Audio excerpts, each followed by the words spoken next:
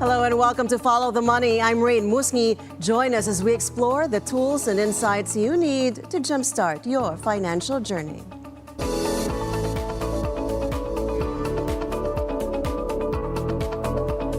U.S. President-elect Donald Trump rejects a bipartisan plan to prevent a Christmas-time government shutdown.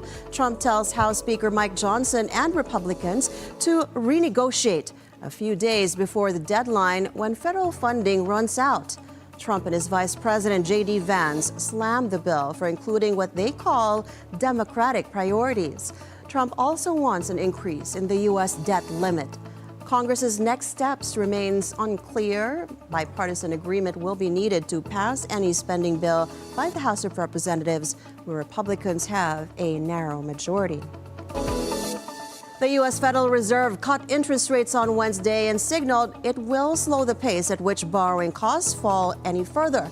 The U.S. Central Bank said that's given a relatively stable unemployment rate and little recent improvement in inflation.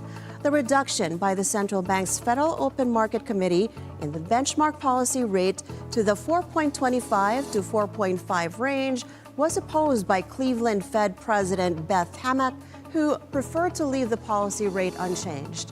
U.S. central bankers now project they will make just 2/4 percentage point rate reductions by the end of 2025.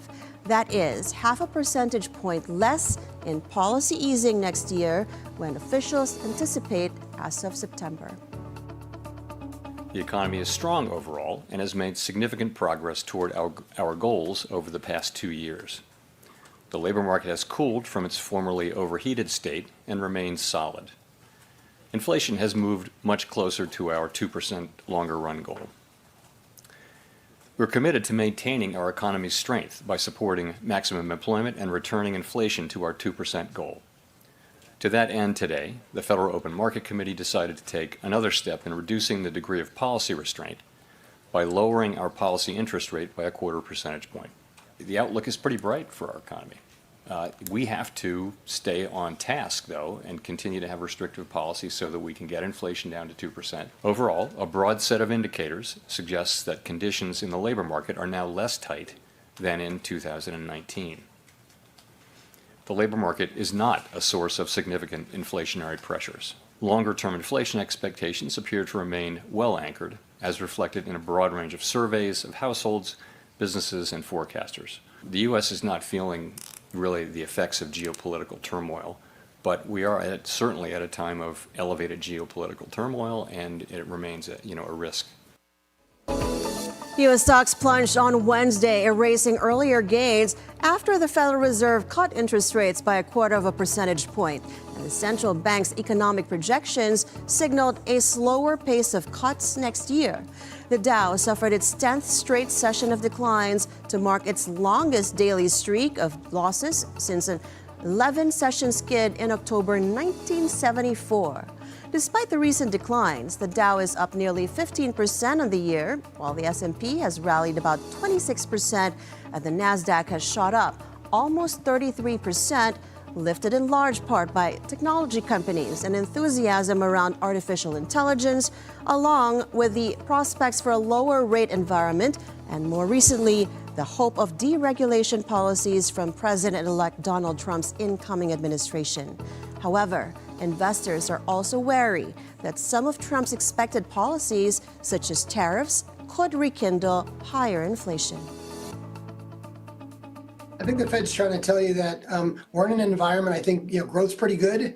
I think inflation is going to be higher than expected, and I think they're trying to signal to the market that, things are in an environment where they don't want to continue to stoke these kind of animal spirits, if you will, by lowering rates and really adding more risk to the market. I think they've kind of pigeonholed themselves now where they certainly can't be raising. And you did see somebody today on the Fed and the FOMC go the other way. They didn't want to lower rates. So I think you're going to start to see more and more folks there that say, you know what, we're in an environment, we need to sit tight, let this play out, and try not to be involved too much in the market. The U.S. Supreme Court said it will hear on an expedited basis TikTok's challenge to a law that would ban the popular social media platform next month if it isn't sold by its Chinese parent company.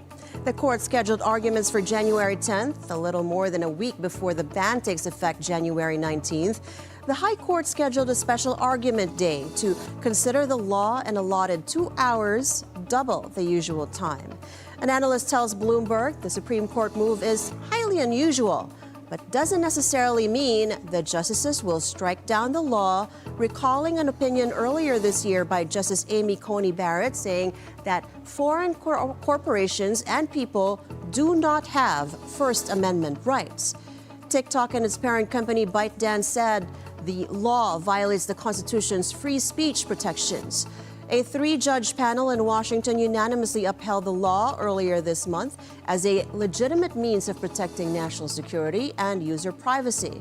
Now, unless the Supreme Court blocks it, the law will take effect the day before President-elect Trump is inaugurated. Trump said this week he has a warm spot in his heart for TikTok because the platform helped sway young voters to his side in the November election.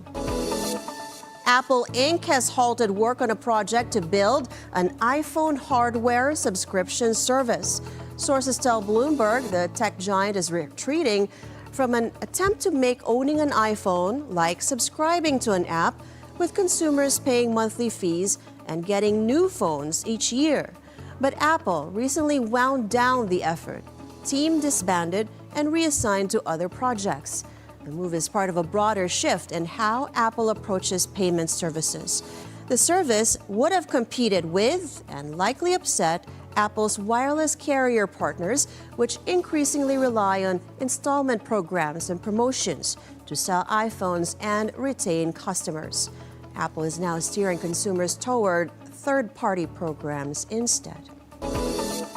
Volkswagen Group will spend $48.1 million on a 9.9% stake in lithium miner Patriot Battery Metals to secure raw materials for electric vehicles. The investment marks the European carmaker's first investment in the mining industry. It includes an agreement that will supply Volkswagen with 100,000 metric tons of lithium material over 10 years. Now, according to the mining company, that represents a quarter of production from the first phase of Patriot Battery Metals project in Canada. The material will supply Volkswagen's battery plants in North America and Europe. The investment shows Volkswagen is pushing ahead with electric vehicles, even as sales stumble. EV sales rose 6.9% in Europe in October, but remained down for the year after policymakers reduced support for purchases. Volkswagen, meanwhile, has pushed for savings measures, including unprecedented plant closures in Germany amid growth struggles. The United States issued fresh sanctions on Wednesday on several Russia-based entities over their involvement in the Nord Stream 2 gas pipeline. The U.S. State Department said among those targeted on Wednesday were Russia-based marine services and water transport entities, the state-owned Maritime Rescue Service, and over a dozen vessels.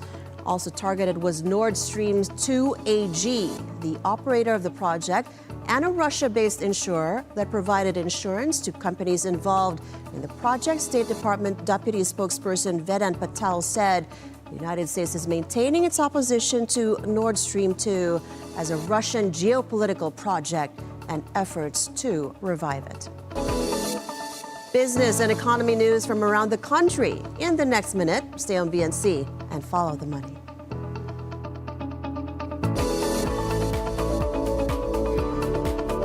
Magandang araw, Pilipinas! Sa bawat issue may iba't ibang anggulo. Sa bawat storya may iba't ibang kwento. Himayin natin ang bawat sulok at bawat kanto mula sa iba't ibang perspektibo na madaling maintindihan ng karaniwang mamamayan. Every Saturday na mga magdadag to 11:30 a.m. Kaya huwag kayong papahuli, mga kababayan. Manatiling may pakialam sa mga issue sa ating bansa. Kaya samahan niyo kami dito lang sa Cuatro Cantos! Pagdiwang at pag-alay. To lift up while remaining grounded in a sensual and vigorous grace. And to do all this while swept away by the pounding, all-enveloping music. More than just performances, these are traditions that are alive with Dayaw. Our knowledge, our pride.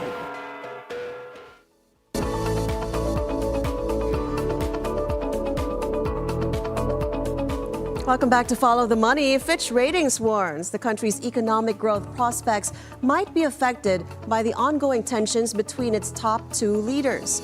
Fitch said domestic political conflicts, which have escalated ahead of next year's midterm polls, could weigh on macroeconomic and fiscal performance. It added that another concern is the incoming administration of President-elect Donald Trump. Fitch said that Trump's looming crackdown on illegal immigrants could affect remittances from Filipinos there. Fitch Ratings expects the economy to expand by 5.7% this year and 5.9% in 2025.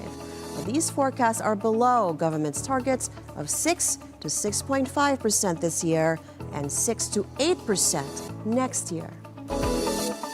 Finance Chief Ralph Recto says the government plans to limit its foreign borrowings to 10%. It aims to minimize government's exposure to foreign exchange risk. Gross borrowings are expected to reach 2.57 trillion pesos this year and slightly decrease to 2.5 trillion pesos next year. The government plans to focus more on domestic borrowing with a financing mix of 75% domestic and 25% foreign this year. Recto said the government's long-term plan is to have a 90 to 10 borrowing mix, but he admits this will likely be implemented by the next administration. In South Korea, impeached President Yoon Suk-yeol skipped questioning by a joint investigation team on Wednesday, increasing his risk of arrest. SBS reports Yoon did not appear for a scheduled questioning by the joint team, which consists of the Defense Ministry, police, and an anti-corruption investigative body. The investigators will consider sending a second summons. Investigative officials are seeking to question Yoon over the opposition's allegations that he committed treason. Yoon's lawyer told the media on Tuesday that he has not completed assembling his defense team and will make a statement in the coming days about the investigation agency's request for his appearance. Meanwhile, the South Korean won fell to its weakest level in more than 15 years as a strong dollar combined with domestic political uncertainties slammed the currency. The dollar won rose as much as 1.5% to 1,460.2 on Thursday, bringing the won to its weakest level since March 2009 before it pared some of its losses. A bipartisan group of U.S. lawmakers proposed 3 bills aimed at cracking down on China's role in the U.S. fentanyl crisis. The measures include setting up a task force to disrupt narcotics trafficking and imposing sanctions against Chinese entities. China is the dominant source of chemical precursors used by Mexican cartels to produce fentanyl. U.S. authorities say Chinese money launderers have become key players in the international drug trade. The proposed legislation can help hold China's ruling Communist Party accountable for directly fueling the fentanyl crisis through its state subsidies. Billionaire Elon Musk says Starlink satellite internet is inactive in India. This after authorities seized 2 of the company's devices, one in an armed conflict zone and another in an anti-drug smuggling operation.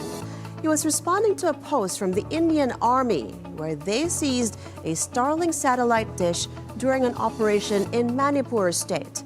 But Musk asserts Starlink satellites are not yet in operation there. Starlink is still seeking approval in India to provide satellite broadband services and is trying to address any potential security concerns.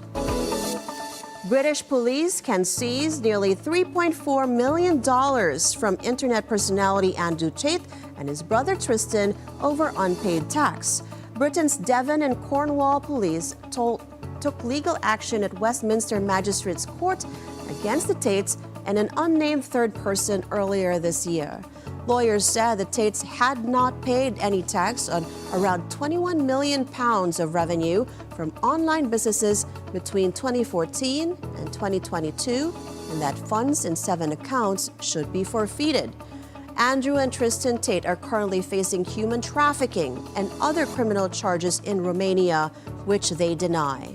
A London judge on Wednesday found that Andrew and Tristan entire financial arrangements are consistent with concerted tax evasion and money laundering efforts. Tate, a self-described misogynist, has gained millions of fans by promoting an ultra-masculine lifestyle that critics say denigrates women. Finally, the world's oldest complete Ten Commandments tablet is sold at auction in New York City on Wednesday for $5.04 million. This approximately 1,500-year-old tablet fetched more than expected, surpassing its pre-auction estimate of $1 to $2 million.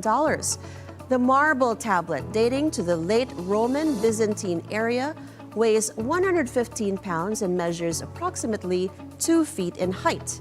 It was unearthed in 1913 during railway excavations along the southern coast of Israel, near the sites of early synagogues, mosques, and churches. The significance of the discovery went unrecognized for decades, according to Sotheby. The text of the Ten Commandments are inscribed on the tablet in Paleo-Hebrew script, a script that the Jewish people used from the 10th century before the Common Era until the 5th century of the Common Era. The tablet contains only 9 of the 10 commandments found in the book of Exodus. The third commandment, "Thou shalt not take the name of the Lord in vain," was omitted and replaced by a new directive to worship on Mount Gerizim, a holy site specific to the Samaritans. And that is it for today's edition of Follow the Money. I'm Raine Musñgi. Thank you so much for watching. Keep it here on BNC, the Bilyonaryo News Channel, always on top.